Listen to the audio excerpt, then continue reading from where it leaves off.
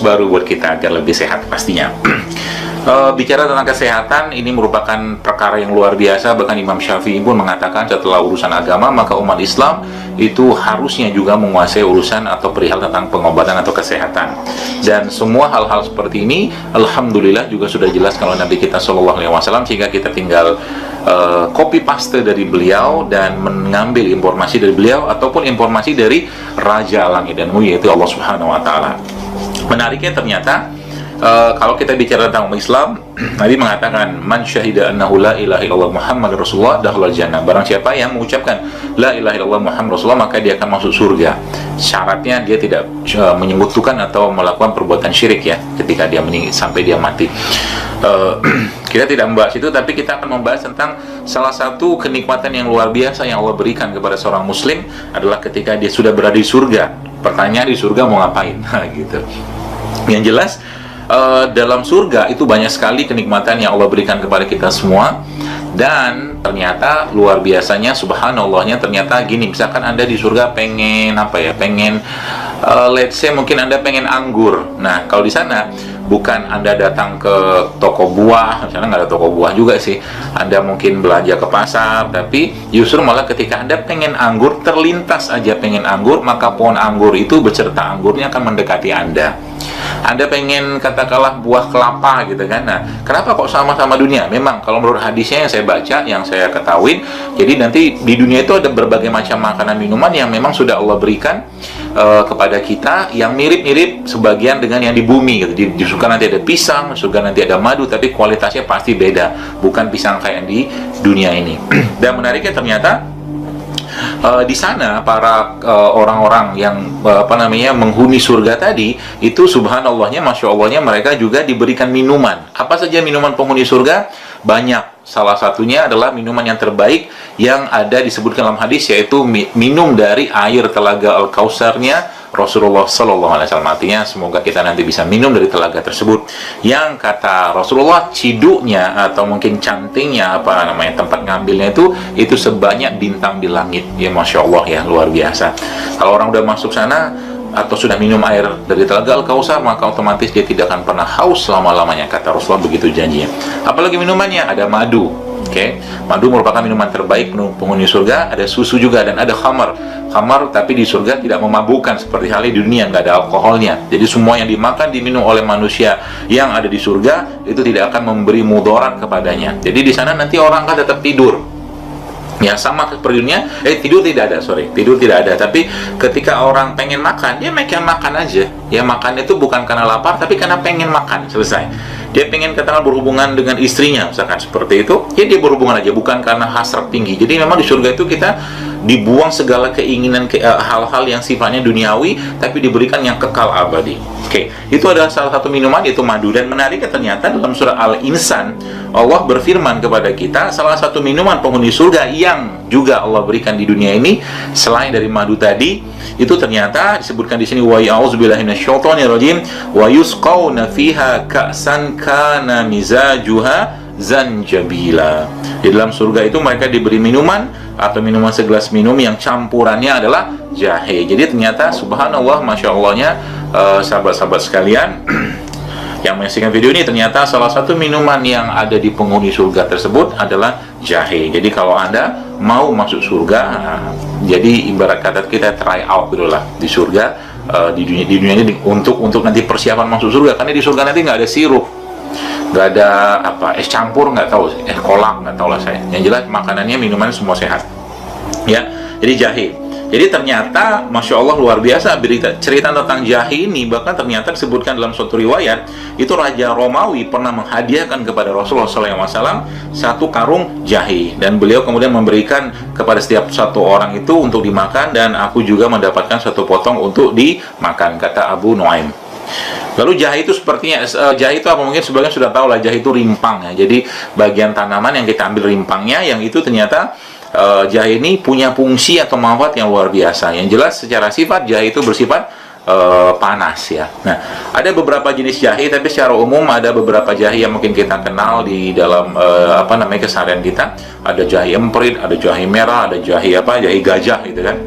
Yang jelas kalau Anda membeli atau memilih jahe, maka pilihlah jahe yang bersih ya, dari bagian luarnya itu bersih, tidak ada mata ya, ada tonjolan atau apapun, karena itu nanti bisa bikin jahenya pahit, tidak terlalu tua dan tidak terlalu muda ya. Dan itu bisa kita pakai, kegunaannya itu ya, nanti kita akan bahas tentang kegunaannya itu untuk berbagai macam hal, mulai dari bisa untuk obat sakit kepala, untuk flu juga, untuk batuk pilek juga bisa kita gunakan untuk jahe. Dan bahkan yang luar biasanya itu jahe bisa kita gunakan untuk anak-anak yang sedang diare atau perutnya atau badannya dingin ya. Itu kita bisa parut jahe lalu diambil ampasnya setelah diperas, lalu bagian ampas tadi itu ditaruh di daerah bagian perut ya. Kalau anak-anak mungkin ada yang mengalami kembung, mual atau mungkin diare, itu bisa diambil ampas jahenya ditaruh di bagian pusar dan di bagian belakang tulang belakang yang sejajar dengan pusar tadi. Itu salah satu manfaatnya ya. Termasuk juga yang mungkin ada sakit mah, yang lagi sakit, itu juga bisa digunakan jahe tadi untuk ditempelkan ya ampasnya. Nah, jahe itu dikenal sekali salah satu herbal andalan yang kita bisa gunakan untuk flu ya. Kenapa bisa? Karena memang jahe ini punya aktivitas sebagai imunomodulator atau meningkatkan sistem imun. Karena memang bagi orang-orang yang mengalami batuk pilek, terutama pilek ya, itu kan kebanyakan karena virus. Jadi jahe ini merupakan salah satu imunomodulator atau herbal yang bisa meningkatkan sistem imun. Pertanyaannya, bagaimana cara kita mengolah jahenya? Nah, saya bacakan dari beberapa resep-resep yang ada ya. Yang paling gampang memang adalah Anda merebus saja jahenya ya. Anda tumbuk sebentar biar agak hancur, terus kemudian Anda rebus langsung jahenya sehingga Anda mendapatkan air jahe. Itu yang paling gampang. Lalu yang kedua seperti apa? Anda buang airnya. Buang airnya dengan cara apa? Dengan cara rimpang jahe tadi itu dipanggang ya, lalu ditambah dengan satu bagian kayu manis dan ditambah dengan dua bagian serai, atau kalau nggak ada akar manis juga bisa, tumbuk semua sampai rata dan hingga berbentuk pasta. Jadi satu sendok makan pasta ini kita bisa seduh dengan satu cangkir air panas. Jadi kayak ngeteh, tapi ngetehnya pakai bubuk jahe, kayu manis sama serai tadi. Ini juga bisa digunakan dan tambahkan madu atau pemanis alami ya. Kita bisa gunakan untuk batuk pilek, terutama untuk pilek lah. Kemudian ada juga bisa dengan kita menggunakan menjadi teh ya. Jadi kalau saya biasanya teh batuk pilek atau teh pileknya saya, itu saya pakai teh biasa atau teh tubruk, tapi saya campurkan dengan jahe, kemudian saya campurkan dengan kayu serai, bagian serai lah, batang serai gitu. Saya campurkan juga dengan cengkeh sedikit ya, 2-3 itu, dan dicampurkan dengan kayu manis. Itu cukup untuk kalau kita lagi badan kita lagi pegel-pegel gitu ya, atau mungkin lagi pilek atau lagi banyak lendir, itu bisa kita pakai jahe tadi gitu ya. Itu yang juga sangat mudah Bos sekalian. Kemudian yang lain yang kita bisa gunakan juga jahe ini dengan cara kita menggunakan satu sendok makan bubuk jahe, kemudian bubuk adas dan kayu manis, serta tadi sejumput bubuk cengkeh ya ke dalam satu cangkir. Karena kita masukkan ke dalam air panas, diaduk sampai agak hangat, lalu tambahkan madu. Itu juga bisa kita gunakan untuk mengatasi batuk pilek seperti itu. Nah, yang menariknya ternyata jahe ini dengan kandungan minyak asirinya itu kita bisa gunakan untuk inhalasi. Inhalasi itu seperti mungkin Bapak Ibu teman-teman pernah melihat orang yang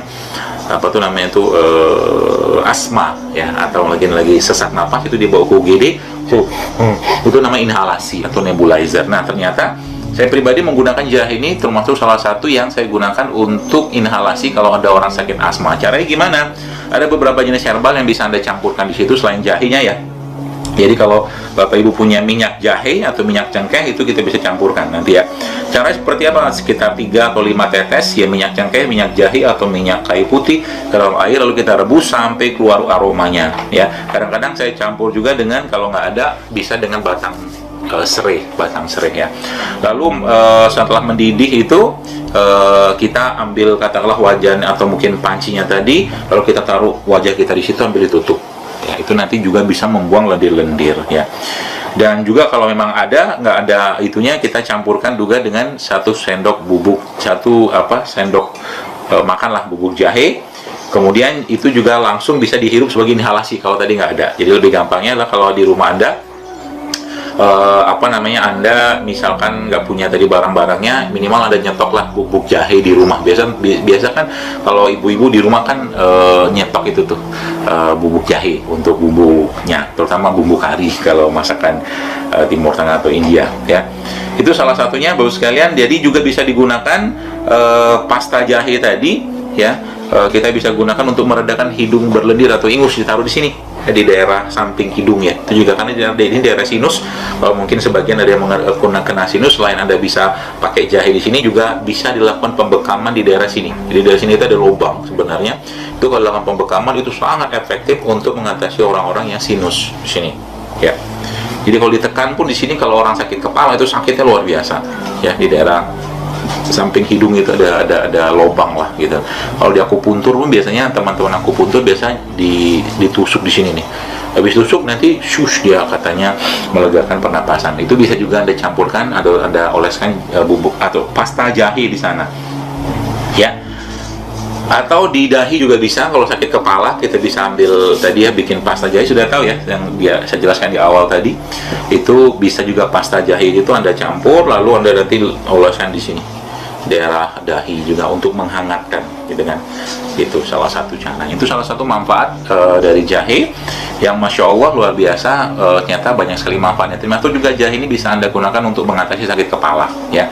Jadi kalau ada yang sakit kepala, batuk pilek, itu bisa teman-teman sahabat-sahabat sekalian juga bisa menggunakan jahe ini sebagai obat sakit kepalanya. Begitu mungkin yang bisa saya sampaikan dengan video singkat ini. Semoga Anda semakin sehat, dan pastinya ada satu pesan saya yang mungkin akan saya ulangi terus menerus. Kalau di rumah Anda sudah punya kotak obat-obatan, obat sintetik maksud saya, mulai sekarang yuk kita mulai membiasakan diri kita sebagai salah satu bentuk kita bersyukur dengan nikmat Allah ini. Kita juga punya kotak obat herbal atau herbal di rumah kita, sehingga dalam kotak tersebut ada jahe, ada kayu manis, ada apa segala macam kita bisa gunakan untuk pengobatan. Jadi mulai sekarang kita membiasakan sakit apapun, keluhan apapun, mulailah untuk menggunakan bahan-bahan yang alami dulu, sehingga nanti kita bisa bebas dari berbagai macam produk sintetik apapun itulah, baik makanan atau minuman.